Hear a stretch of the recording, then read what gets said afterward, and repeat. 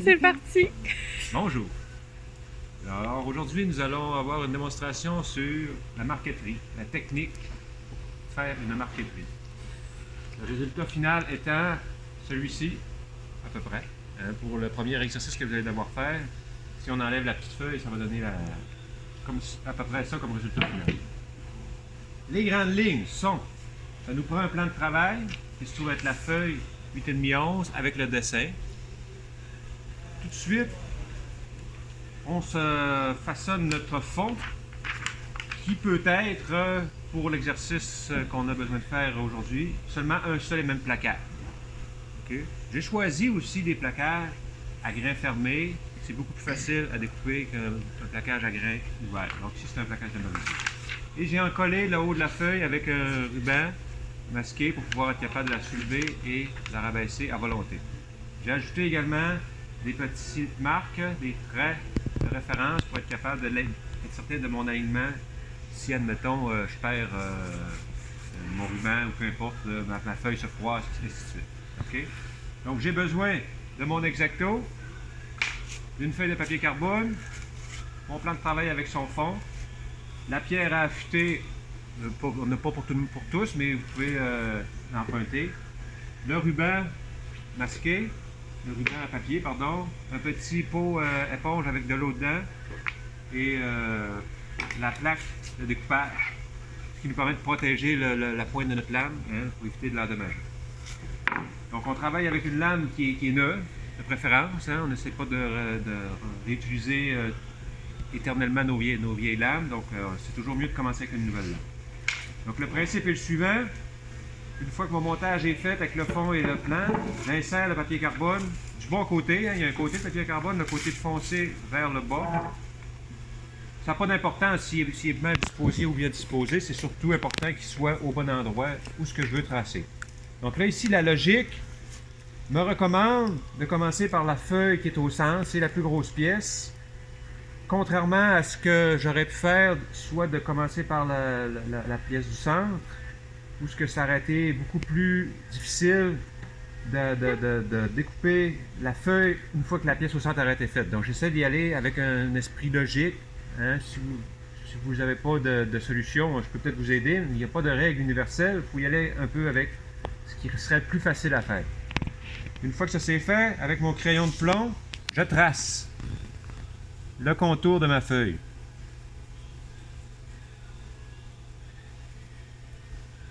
Et vous le remarquez que j'ai un endroit qui est bien éclairé. Ça demande beaucoup de minutie.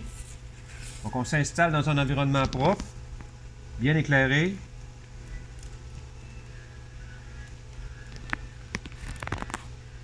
Là, je vais rapidement pour les besoins de la cause. Donc j'ai tracé. Je trouve avoir reporté ma feuille sur mon placage. Fait que là, j'ai mon contour que je dois découper. Donc ici, avec l'X-Acto...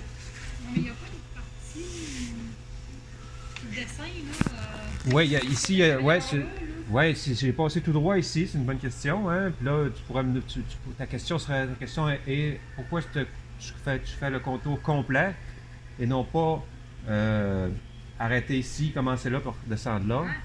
C'est parce que si tu fais toute la feuille au complet, dans un premier temps, dans un deuxième temps, tu vas découper la partie centrale. Donc, tu vas te retrouver à faire la bonne coupe dans un deuxième temps, d'une manière ou d'une autre. Fait, on essaie de limiter les petites pièces et puis les opérations de dédoublement. Là, fait que là, ici, je le sais que je vais le recouper par après. Fait que je suis aussi bien de le passer tout droit, je vais pouvoir refaire par la suite. Quand ça c'est fait, j'ai pas le choix de conserver ma feuille toujours attachée après mon placage. C'est pas super pratique comme méthode, parce que ça demande de faire attention à notre feuille de travail, mais ça n'a pas le choix, parce que sinon, si on la détache, on va perdre notre emplacement précis, puis on est foutu. Donc là, on est prêt à découper. Je découpe de ce côté-ci. Ça, c'est mon parement, c'est la partie que je vais avoir ici, en face. Okay? J'incline mon couteau légèrement vers l'extérieur. Donc là, je vais accentuer l'inclinaison pour vous montrer quel sens que c'est. Comme ça, OK? Et je conserve cette inclinaison sur le contour de toute ma pièce. Là, j'ai incliné quasiment à 45 degrés, mais 15 degrés, c'est suffisant. Là. Un petit 15 degrés, c'est suffisant. Le premier coup de couteau, il ne sert pas à découper la feuille de plaquage. Il sert à tracer, à faire un chemin. Pour ensuite, progressivement, couper la totalité de l'épaisseur de mon plaquage. Donc j'y vais avec mon inclinaison, en relevant légèrement mon couteau, je vais tracer ici sur ma ligne.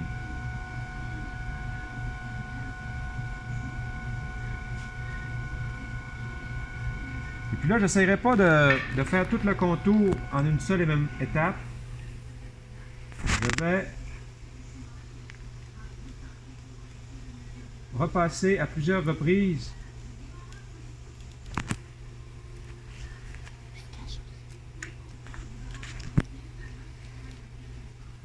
sans déplacer mon plaquage.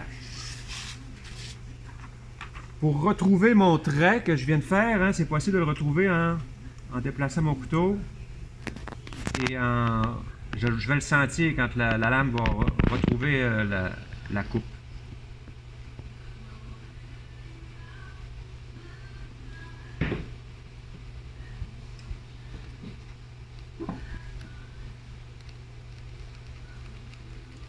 Là, j'y vais rapidement, pour pas que ce soit trop long dans la démonstration. Je pourrais repasser 3 puis 4 fois sans problème, ok?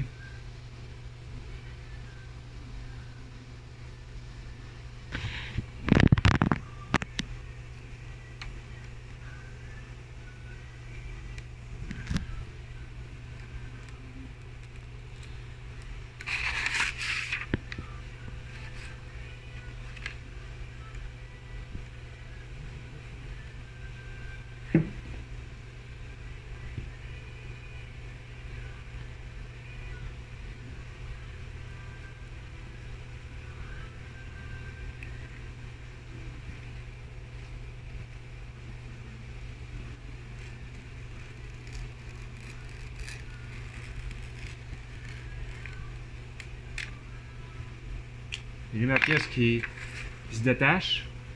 Et j'ai aussi ma fenêtre. D'où le nom, la technique de la fenêtre. J'ai créé une ouverture qu'on appelle fenêtre, qui va me servir de guide pour découper la prochaine pièce, qui s'appelle la pièce de remplacement. OK?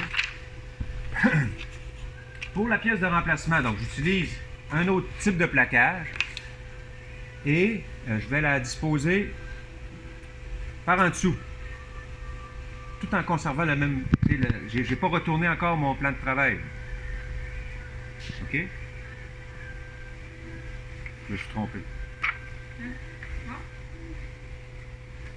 Je retourne, pardon, et je dispose mon plaquage en dessous pour ensuite l'orienter. OK? Donc là, c'est deux plaquages qui se ressemblent beaucoup dans la couleur, dans la teinte. Hein? Et puis là, ben, je vais vous dire par la suite. Okay? Là, j'en profite pour orienter mon plaquage, pour décider de ce qui est le plus beau. Hein? C'est de l'esthétique, pure et simple.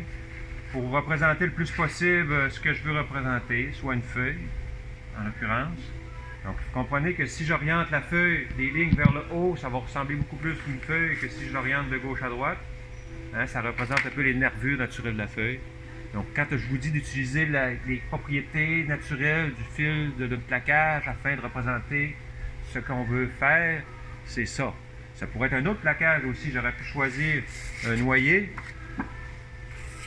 comme celui-là, un noyer noir, ça aurait été beaucoup plus frappant comme contraste. Ça aurait été très joli aussi. Mais c'est mon premier exercice. Je choisis d'un bois à grain fermé. C'est beaucoup plus facile à travailler. Donc ici, j'ai un cerisier, un bois qui est à grain fermé. Donc c'est le cerisier aussi. Vous pouvez essayer de choisir une autre essence qui est à grain ouvert, mais ça va être plus compliqué. Okay? Donc je le dispose ici. J'oriente mon plaquage et j'applique des rubans pour le maintenir en place. Donc là, il y a comme un jeu de rubans pour maintenir en place. Je retourne, je mets des rubans pour maintenir en place de l'autre côté aussi. Je retourne encore, j'enlève les rubans que je viens de mettre. Ça fait beaucoup d'étapes qui paraissent inutiles, mais c'est quand même important.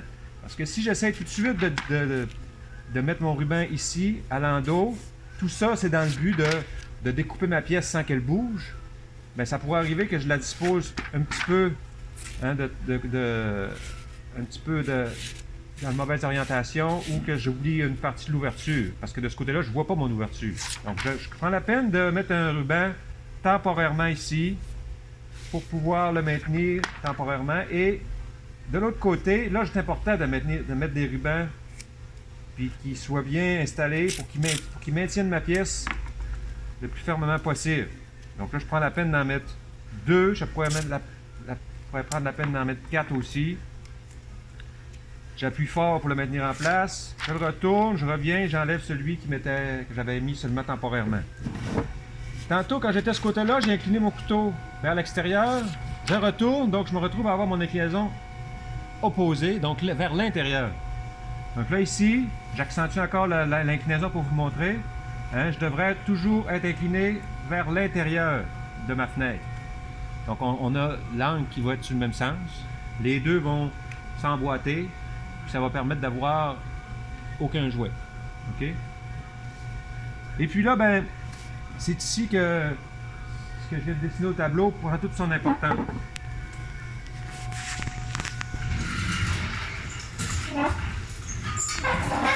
Le fil du bois de mon plaquage de remplacement, de mon motif de remplacement, hein, est orienté dans une direction. Si je coupe dans ce sens-là, donc vers le bas, mon couteau va avoir tendance à suivre le fil du bois, donc à déroger sur le contour de ma fenêtre. C'est ce que je ne veux pas qu'il arrive. Donc, en orientant mon couteau dans le bon sens, de manière à ce que la fil du bois oriente, pousse ma lame vers le contour de la fenêtre, fait en sorte que j'ai beaucoup plus de chances d'avoir le contour exact de ma fenêtre. Donc ici, j'ai un bon exemple. Hein, si mon fil du bois est de haut en bas comme ça, vertical, je devrais m'organiser pour couper vers le haut pour la pointe et vers le bas pour le bas de la feuille pour que je sois certain que la fil du bois puisse m'aider. Donc j'utilise les propriétés du bois pour être capable de couper exactement sur le contour. Donc, je retourne. Si je veux commencer par la pointe ici, je retourne pour être capable de toujours travailler vers moi. Je ne travaillerai pas hein, vers l'avant, mais toujours vers moi pour être capable d'être appuyé sur la paume de ma main et puis, tu sais, de travailler avec le bout des doigts et non pas à main levée, là, tu sais, pour avoir la précision. OK? Ça fait qu'ici, première coupe, encore une fois, j'appuie sur mon plaquage aussi pour qu'il soit bien appuyé sur mon plaquage de remplacement pour être certain que la fenêtre que j'utilise, le contour, hein, soit celui que je veux exactement et non pas si mon plaquage est soulevé, ma lame va aller plus profondément. Donc, je vais faire un plaquage de remplacement qui va être plus grand. J'appuie et je trace très légèrement en inclinant mon couteau.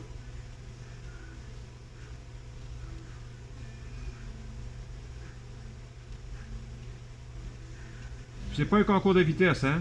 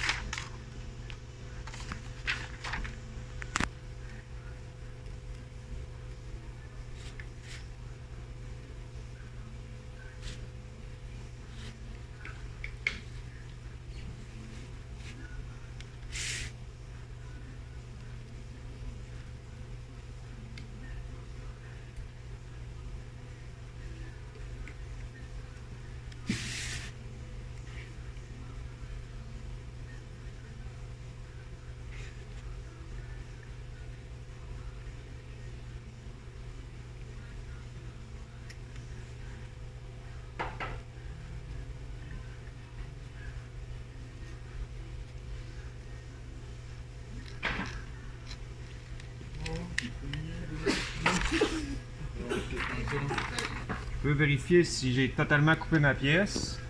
Je vois qu'ici dans le haut, il m'en manque un petit peu.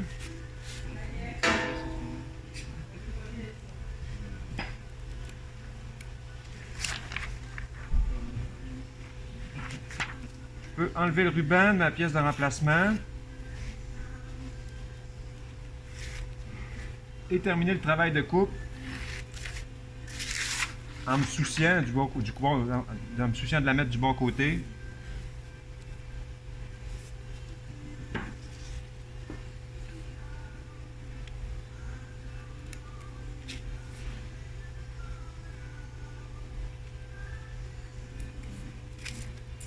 Donc j'ai ma pièce de remplacement. Et puis là, ben, il me reste à la mettre au bon endroit. Donc j'essaie pas de l'insérer par l'arrière. Hein. Comprenez que tout mon montage est de ce côté-ci. J'ai fait une ouverture par l'avant qui était ouverte vers le haut. Donc si j'essaie de l'insérer par l'arrière, donc je vais essayer de forcer l'emboîtement de mes deux pièces, puis ça ne sera pas possible. Puis c'est imperceptible à l'œil nu, là, le petit angle que j'ai créé. Donc assurez-vous de le mettre du bon côté. Et puis là, ben là, il faut la positionner au bon endroit. Et puis vous le sentez là, que, que l'affleurement est bon, que c'est égal, c'est au même niveau. Et puis là, ben, vous êtes prêt à mettre du ruban pour pouvoir le maintenir en place.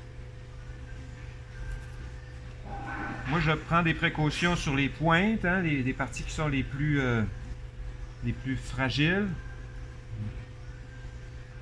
Mais vous devez en disposer partout sur le joint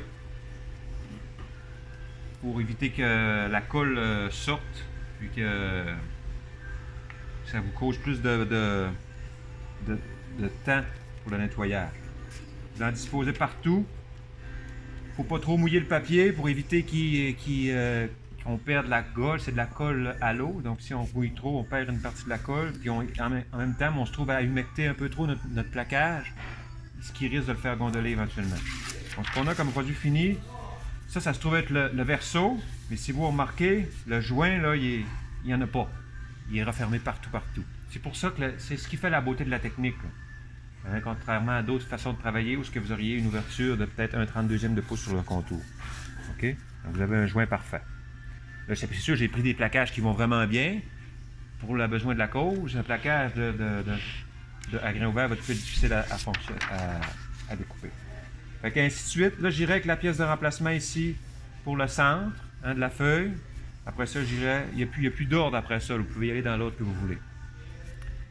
Les numéros sur la feuille, sur le plan, correspondent à une essence de plaquage. Donc, si les numéros, il y a un numéro 1 sur le fond, donc si je le retrouve ailleurs, je devrais avoir le même essence pour avoir une logique. Donc, si vous regardez, ici, la tige, la feuille, c'est numéro 3, numéro 4 pour la branche, numéro 2 pour la feuille. Donc, on a comme 4 essences de plaquage. Le bas ici, ça se retrouve être le fond aussi. C'est important d'avoir une logique dans ce qu'on fait. Okay? Pour affûter votre exacto, votre lame, souvent les lames neuves, le bout effilé est cassant. Donc, vous retournez votre lame, vous l'inclinez à 45 degrés et vous affûtez le dos. De l'eau? Oui, c'est une pierre à eau. Il faut l'imbiber, il faut la laisser tremper dans l'eau 5-10 minutes. Et puis là, vous affûtez ici le bout. Pour être capable de retrouver le tranchant d'origine, même principe que pour un couteau alpha, qui est une lame sectionnable, en cassant un petit bout, on se retrouve à retrouver le tranchant d'origine. Okay?